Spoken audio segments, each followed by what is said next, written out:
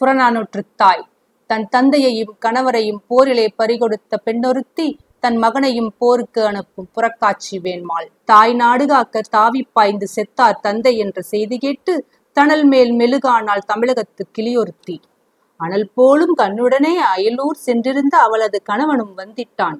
புனல் போக்கும் விழியாலே அவள் போர் செய்து தந்திட்டாள். தந்தை களம்பட்ட செய்திக்கோ தவித்தாயோ என்றான். இல்லையென்பா, முல்லை சொல் இந்நாட்டுக்கு படையில் ஓர் வீரன் குறைந்திட்டான். நல்ல உடையிலோ கிளிசல் வந்தது போலன்றோ, இனி தடையின்றி நுழைவரோ பகைவர் என எண்ணினேன். அடைபட்ட கண்ணீர் அடை உடைத்தது என்றான். அவன் புகைவிட்டு கிளம்பும் ஒரு புலியென, புகைவிட்டு குமுறும் எரிமலையென பகை வெட்டி சாய்க்கும் வாள் எடுத்தான், சூளுரைத்தான், சுடர்முகம் தூக்கினான். சுக்கு 100 தான் சூழ்ந்து வரும் படை என்றான். நாடு மீட்காமல் வீடு திரும்பேன் என்றான். நங்கையோ நகை முழக்கம் செய்து நடந்திடுக கண்ணே என்றாள்.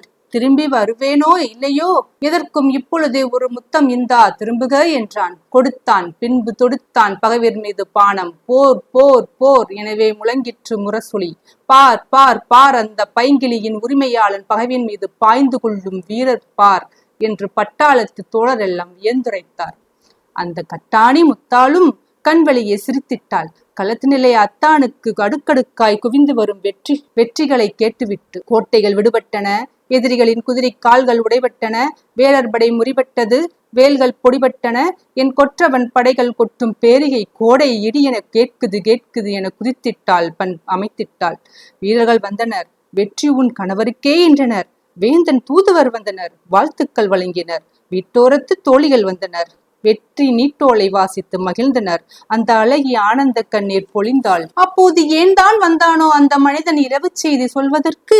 என்னருமை பெண்பாவாய், கண்ணல்ல கலங்காதே, களச்செய்தி கடைசி செய்தி கேள் என்றான். அந்தோ மாவிலையில் தோரணம் கட்டி மணவிழா மேடை தண்ணீர் வாழ்விலே ஒன்றானோம் என்று சொன்ன கண்ணாளன் மார்பிலே வேல் தாங்கி நல்ல சாவிலே வீழ்ந்து விட்டான். ஆவிதான் போன பின்னும் உயிர் வாழும் ஆரணங்கு அச்சடித்து தமிழ் பதுமை கூவி அழுதாள். கொத்தான மலரந்த குடும்பம் அதை கொத்தாமல் கொத்திவிட்ட கொடுஞ்சாவை பழித்தாள், இடித்துரைத்தாள். இனி என்ன மிச்சம் என்னும் கனியழகி போனதென்னும் கதறி அழுதாள். பனிவெல்லும் வெளிகாட்டி பனை வெல்லம் ஒளியுரைத்து பள்ளியறை கவிபாடும் நாளெல்லாம் வந்தானோ, இனி இது தூங்காத கண்டானோ என அழுதாள். அத்தான் பிடம் கிடக்கும் களம் நோக்கி தொழுதாள். சோகத்தால் வீழ்ந்து விட்ட அவள் காதில் வெற்றி வேகத்தால் பகைவர் தட்டும் போர் முரசம். பட்டதுதான் தாமதம், கெட்டது நம் குடி முழுவதும் பற்றொழிந்து போகட்டும் என எழுந்தாள். தில்லா புகழ் கொண்ட இந்நாட்டிற்கே அன்றி வீட்டுக்கோ வாழ்வேன் என்றாள். வட்டுநிலை நாளி பார்க்கும் விதம் கண்ட தமிழ்நாட்டு மாதரசி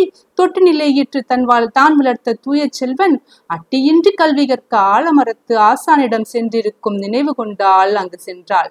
அம்மா என பாய்ந்தான் அழகு மிகும் மழலை மொழி அன்பு தங்கம். அப்பா தாத்தா ஊர் திரும்பினாரோ என்றான்.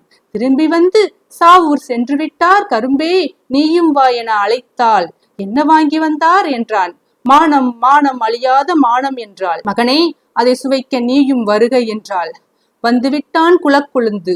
குடும்ப விளக்கு எரிந்து கொண்டே கூறுகின்றாள். எதிரிகளின் படையெடுப்பால் தம் குடும்பம் தலை உதிர்த்து விட்ட மரமாக போனதடா தம்பி, கவலை இல்லை.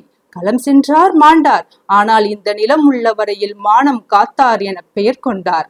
மகனே, நீயும் உன் தோளிலே பழமுள்ள வரையிலே பகையை சாடு பரணி பாடு, இது உன் தாய் திரு நாடு, உடனே ஓடு என தாவி அணைத்து தளிர்மகன் தன்னை சீவி முடித்து சிங்காரித்து இரத்த காவி படித்த வாள் கொடுத்து சென்று வா மகனே செருமுனை நோக்கி என வாழ்த்திவிட்டு தெருவிடத்தை காட்சி தந்தாள் புறநானூற்று தாய்.